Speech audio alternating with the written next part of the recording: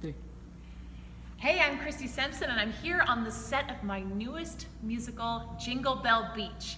And I wanted to show some of you guys some of the props and set that my amazing volunteers have created for me. So we're just gonna take a little tour of the stage here, and I'm gonna have them tell you what they did. So why don't you follow me onto the stage. As we come, you'll see we have our pier. Wonderful Jingle Bell Beach Pier. What is it called? Sugar Plum Pier. Sugar Plum Pier. And actually, you can come talk about it. Jennifer, come talk about the pier. Okay, so Nathaniel and I took the tubes that The set pieces came rolled up in, and we cut them in half.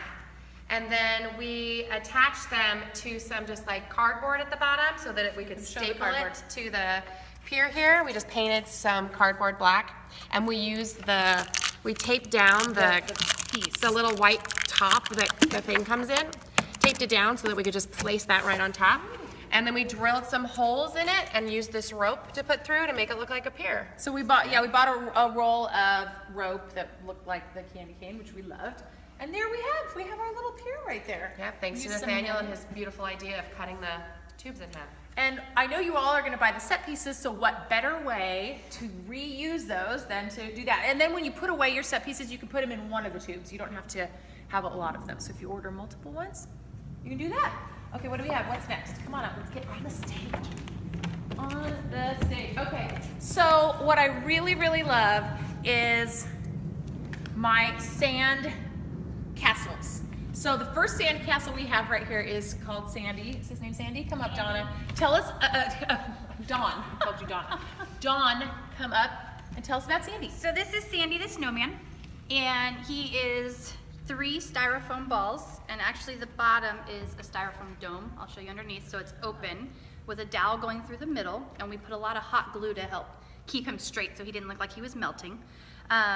And then the styrofoam balls we left covered in the plastic wrap that they came in, because a lot of times styrofoam will just suck in any paint you use to cover it up. And we did a little bit of Mod Podge with real sand over it first. Then we spray painted him with a textured spray paint. And that you can get at Hobby Lobby, Michael's, any craft store, probably even Home Depot, Lowe's, things like that. So the dowel goes all the way through the bottom into the top one. We just found these I was actually dropping my kids off to school one day and saw some branches on the sidewalk and said, perfect arms. And then we used seashells to add his face and dimensions for the buttons. I love the seashells. I love the nose, and I mean, that's such a cool touch. Man, this thing looks so cool. I don't know if you can tell. A beach snowman wouldn't be complete without a pair of sunglasses. Love that. Oh my gosh. Okay, so let's go over to another sandcastle over here. Just these sandcastles are the most fun ever. Look at this sandcastle. How did you do it, Dawn? So this one is pretty easy. Again, we did the spray paint with the texture, and it's really nice because it does look like real sand. We used a styrofoam base. This is just 100% styrofoam. These 3 boxes on the bottom are the cardboard gift boxes that you can buy at any craft store. We use the actual plastic buckets that you would use to make sandcastles at the beach, and we just spray painted over them to cover them up, make them look sandy. And then these are like terracotta pots, but they're made out of cardboard. Again, got those at Hobby Lobby. And then just lots of shells, and we use little wooden dowels and some textured paper to make our flags. And that's it. I love that. Oh my gosh. Super easy. Dawn is crazy amazing with this. So this is what we're using for our kids to stand in front of when they're gonna sing a solo. They stand in front of their sandcastle. So let's see, what else can we look at? Let's go to, well, as long as we're talking to Dawn, who's just saved my butt so much, look at these signs. Dawn, take it away. So we needed directional signs because, you know, we're at the beach and we have different areas to go. And so basically found a background image just on the computer, just searched for different background images. And then I drew the different logos and chose different fonts that I thought would go with them. We put them on foam board, thick foam board, and then cut them out after we Mod Podged it on and made sure it was nice and smooth. And then just painted the edges to give it a little depth and dimension. And that was it for those. And then this is actually another one of those cardboard tubes. Tubes from the set piece. Nathaniel, tell us about that. It's just spray painted with red spray paint and then covered in white duct tape to make it look like a candy cane. And then we just put it over our mic so that it looked as if this was the mic holder and the post for the pier. Because we have another one over here. If you look over here, we have another one. This is a freestanding tube we had already. So it was red. That kind of gave us the inspiration and covered it up. Okay, let's walk back. Let's look at something else. Why don't we, what do we want to look at now? Oh, let's look at the Reindeer Rumble sign. Clyde, cool.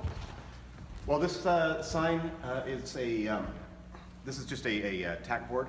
So, you know, like you did, and I put a little bit of white paint over it to give it a little background so that the paint for the lettering wouldn't soak in. So then we took and we hand painted this, and actually before I did the white primer paint, I took and I wrote out so I could make sure, in pencil, so I could make sure it looked exactly like I wanted it to look.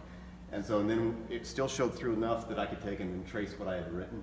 And so that part was pretty simple to do. Added a few strips of board here. I used my new favorite thing. These screws are called lathe screws, and they're self-tapping. So they basically, you don't have to drill a hole ahead of time unless it's really weak wood. And so then you drill a pilot hole.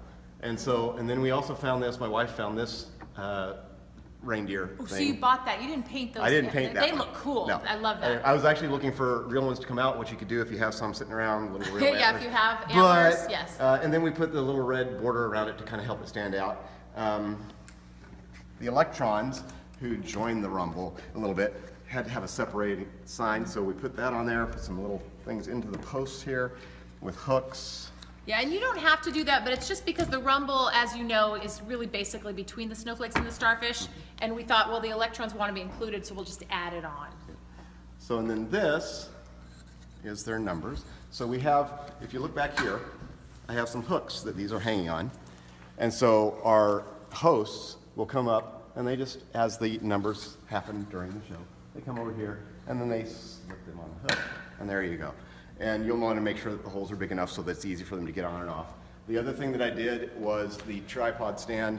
I wanted it to be tall so that it'd stand out and show up. So we had to take, and that was the hardest cut to do of all, was this piece up here so that it would stick out like that. Put a little bolt through here with some things, and then we also tied it off so you'd have something specific. So when you set it on stage, you know how far to pull it out, and you don't have to worry about it falling over on the kids. Cool. Awesome. Well, I love this. This is really a cool addition to the Reindeer Rumble. Just gives you something to look at, so you see the scores going up and everything. Now let's just take a quick look at these palm trees. These, we already had these, so a number of you have asked for them before. Well, how do we make these trees? We did not make these, but Aaron, just get in close and look at what they are. They're boards. There's a base there. They're super cute. Our church has had them forever, so we utilize them, and they actually became the model for even the backdrops, where you see the backdrops over there that you can purchase that have lights wrapped around them. So let's get to the box, which I love the crate. Clyde, tell us about this. It's such a cool piece. Okay, this was one of the things, you can obviously do it a lot simpler with a cardboard box, but I wanted to have something fun because it moves around stage. So one of the first things... And I kept telling him, I'm like, Clyde, just use a cardboard box. Who cares? Use a box. And then he made this, and I was like, oh, okay, no, that's better. Much better. Well, and I knew it wasn't the primary set piece, but I knew that it was fairly simple for what in my mind to do. And so I wanted to practice. I had a new tool, and I wanted to practice a little bit on something that wasn't as important. But it turned out to be really fun. So one of the things that I did get, and you'll see this in another set piece, is I got a furniture mover. And I started really with that and figured out how big to make it. So this is about 18 inches across. And so what we did is we got some 1/4-inch plywood, and actually the scorecards are made out of the same 1/4-inch plywood. I cut these side pieces first so that I could do that. And then I got really inexpensive woods. These are about $1.50 for a 10-foot pole. And so you don't have to use expensive wood to do these things because they're looking at it from a distance. And so again, the lathe screws. I got longer lathe screws to go through these, and you want to make it nice and sturdy so that it's easy. You can pick it up. It's fairly light for an adult to pick up, but then you leave it open in the back so that they can get to what they need to get. But they have the carrot, the scarf in the back. This is where the snowman has melted. Yes. So we don't need to see that part, but they can reach behind and get it. yeah, and teaching the kids to make sure they keep this part to the back was the biggest piece initially. So this was a lot of fun to do. I got some stencils that originally I was taking and doing some stuff by hand. I'd take and hold it up there, and then I'd paint it over, and then I'm doing a little bit of fixing and stuff. The main thing you want to do is draw a line so that you know what, keep everything on the same line. Did this one a bit, and you can see where I had a little bit went off there. I used water-soluble paint so that it was easy to fix. And then I took and I did this one, which was very complicated to get in here because you have to scratch it in there. And so I drew it by hand with, I did a stencil with pencil, and then I painted it by hand. This took me probably about an hour. Then Dawn took and used a stencil maker, and I said, I need special delivery, one on top of the other. So she made me a stencil, and I'll give pictures to Christy to put up. And so I put the stencil on here, then I went with a roller, a touch-up roller, and I painted all this, 15 minutes. So, Nice. but anyway, so, and the nice thing with the wheels, and why I used a furniture dolly is it's inherently stable. Still Right. make sure you put the heaviest weights on the bottom if you are doing anything, but it rolls And the really kids can easily. roll it really easily. We have some cords on the ground, as you can see, And and if it you just have- rolls right over it. I'm sorry. Yeah, and if you have thicker cords, you just have them put their foot back and just kind of tip a There little you bit go. towards you. But it shouldn't. Awesome. Let's talk about the let's talk about your stable idea. In fact, shall we roll those out? Why don't we roll them out so we can look at them? Yeah. Pull that up. You know where it goes there?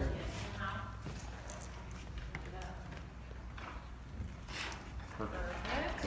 Taking it out. So these do Okay, so roll back as it up well. just a hair. There you go. Okay. So we've marked out where they go on the stage. So the stable idea was, you know, what would the kids have on a beach to make a manger scene? Just, you know, hey, let's have a manger scene. So I thought, you know, they're going to have surfboards, they're going to have palm trees. And so the original sketches had the palm trees, and this is close to what the original sketches that were approved. These surfboards are actually Those look so cool. wall foam, and if you'll hand me those two pieces there, you can see these went together up like that. Now you might recognize that shape. That's the shape of an ironing board because it was an ironing board that I used for the stencil, not stencil, but the shape of this. No, wait, what kind of foam is this? I don't know about this foam. Okay, wallboard Board. foam, it's insulation that goes inside of a wall. It's very light. You can't surf on it, sorry. But it's long. It is So we're long. not connecting foam boards together. No, you're not connecting anything together. I actually used one board to make 3 of these surfboards.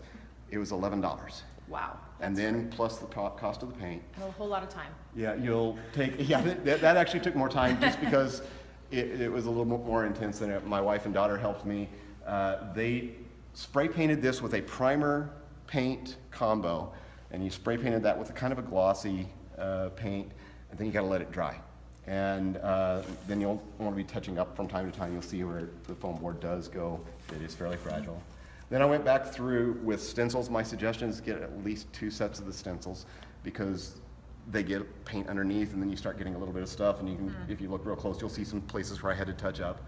And then a lot of paper, and use the caps from your spray paint can, use the spray paint cans to block the other pieces of the stencils and give yourself dimensions so that it doesn't go into the other stencils, because there were 6 stencils on each one of these. Wow. And then keep your original paint too, and you can use a piece of cardboard, and if you get a place that got marked, you can just touch it up.